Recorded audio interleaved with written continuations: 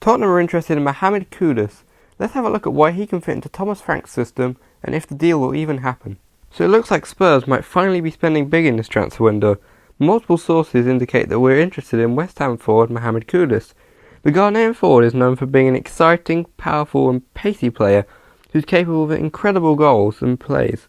I wish I could show you them, but YouTube are not so lovely when it comes to copyright stuff, so I'll do my best to use my words.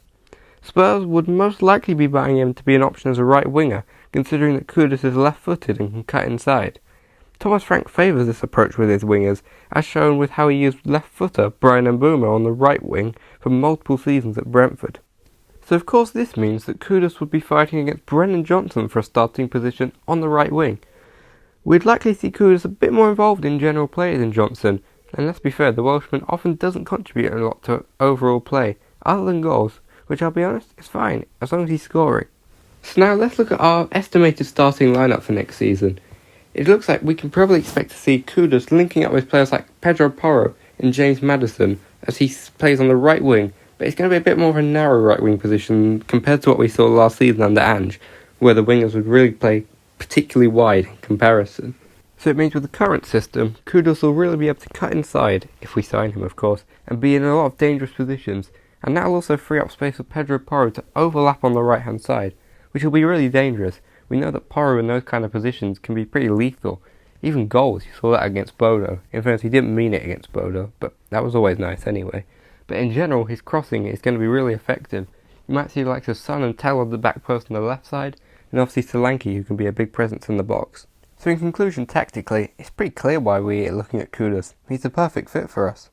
Although it is good that we're targeting a forward player, I definitely think that we need a defensive midfielder, and to be honest with you, I think that's more of a priority. I mean, even in the nightmare of last season, I think we were like 6th top scorer or something. But we know that defensively, we haven't been very good. A defensive midfielder can change a team. I mean, just look at Man City with Rodri and without Rodri. It's a completely different team. And I think we also lack the depth in that position, and as I mentioned, the overall quality. Like and comment on this video if you want to see me make an in-depth piece about our defensive midfielder search. I have some pretty strong opinions and ideas about it. I think it'd be a great video, so just tell me if you want it.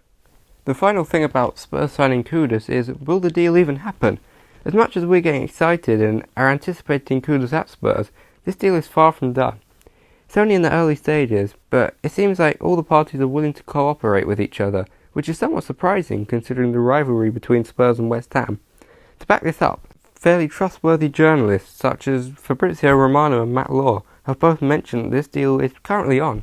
So in conclusion, I think Kudus would certainly be a solid buy, but Spurs shouldn't get bullied in the negotiations for sure. He's an exciting player, but not worth any more than about 60 million in my opinion.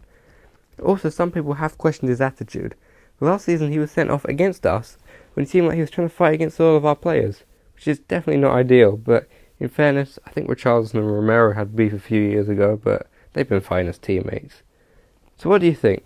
Should we put all our eggs in the Kudus basket, or look elsewhere? Who else would you consider buying also? I look forward to reading any comments below. Thank you for watching.